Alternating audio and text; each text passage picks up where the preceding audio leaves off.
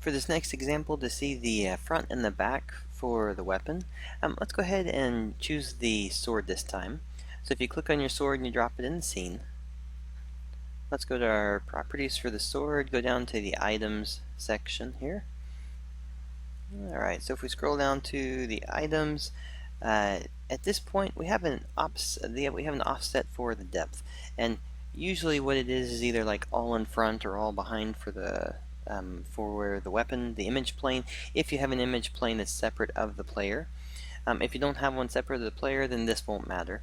But what we can do though, just with the weapon, since it's offset around the player, you'll be able to kind of see what's happening with it. Let's say that, for instance, with the offset, we want top and all the right elements to be -1. So when he walks to the right, we want it to look like it's on the back side of the player.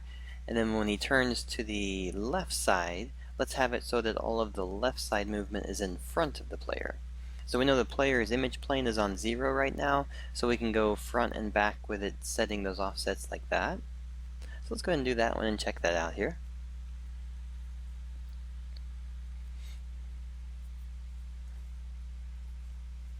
Alright, so when the player picks it up, now he has it on the right side.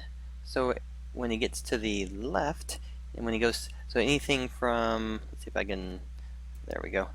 So if he's angled this way, angled that way, straight up, if he's down in that way, so you can see how it jumps forward and backward. So if you have an animation and you're trying to make it so the weapon, a separate image plane weapon, feels like it's still part of the character, you can go front to back with it and still give it that impression of a directional look left and right on it.